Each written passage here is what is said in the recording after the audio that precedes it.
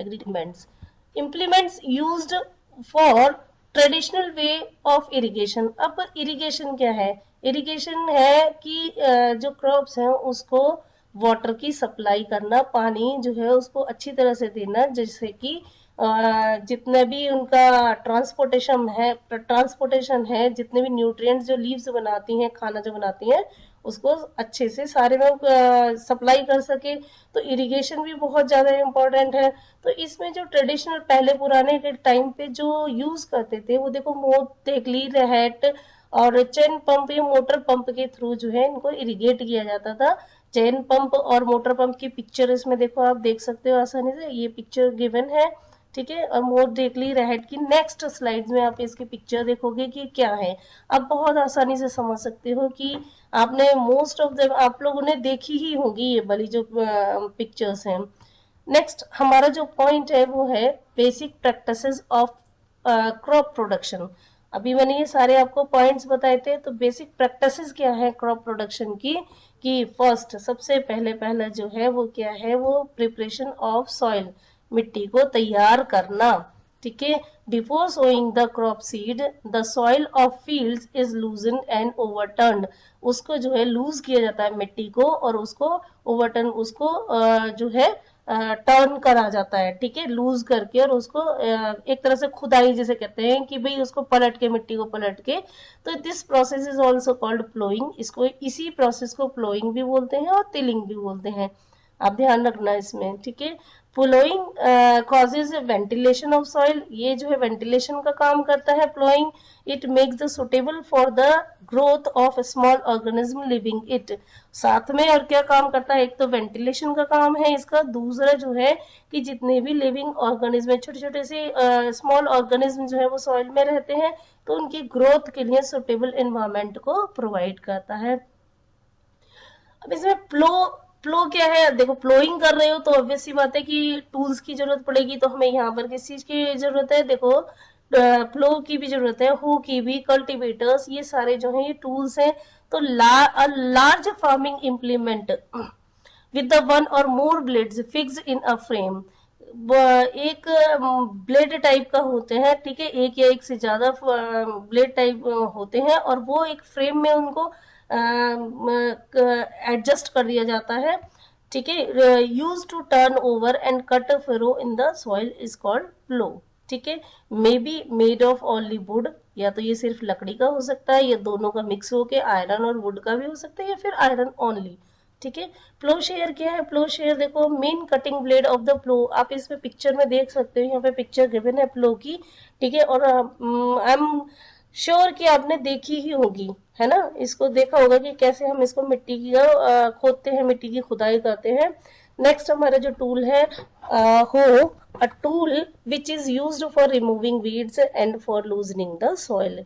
ये वाला जो है वो हमें हम किस में यूज करते हैं? लूजनिंग ऑफ सॉइल, और या फिर हम इसको रिमूविंग, जो सीड वीड्स जो हैं, वीड्स को रिमूव करने में हम इसकी हेल्प लेते हैं।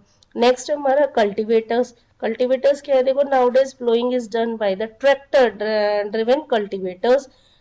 The use of cultivator save labour and time. अब जो है कल्टीवेटर्स क्या है? प्लोइंग का जो काम है वो, उसमें एक ड्राइवर होता है ट्रैक्टर पे, ठीक है, तो उसमें बैठ के और उसको फिर कल्टीवेट किया जाता है। इससे क्या होता है, फायदा क्या होता है कि इससे हमारे लेबर बचती है, ठीक है, टाइम बचता है, इससे दोनों चीजों में।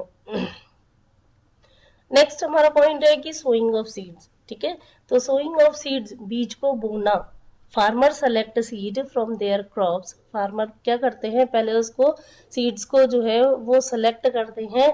For selections of seeds of most of the crops seeds are put into the bucket of water. ये क्या करते हैं सिलेक्शन के लिए कि पहले एक बकेट में जो है पानी भर देंगे और उसमें वो सीड्स डाल देंगे।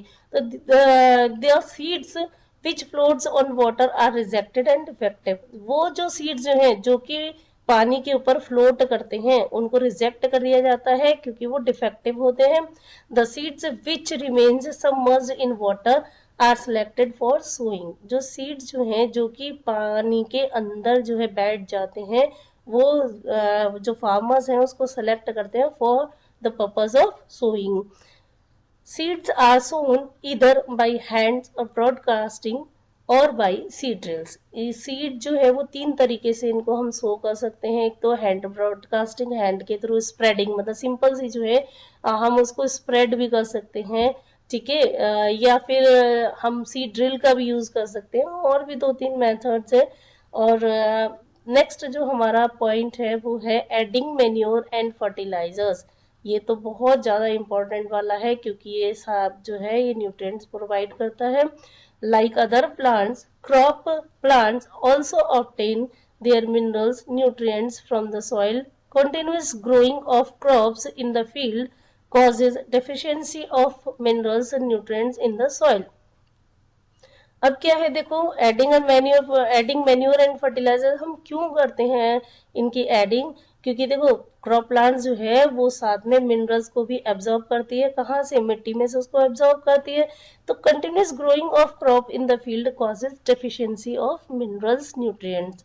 लगातार अगर एक ही खेत में, एक ही फील्ड में कोई फसल उगाई जाती है तो वो वहां के न्यूट्रिएंट्स वो एब्जॉर्ब करती रहेगी, तो वहाँ क्या होगा, जो मिनरल्स हैं उनकी डेफिशिएंसी हो जाएगी, न्यूट्रिएंट्स की डेफिशिएंसी हो जाएगी।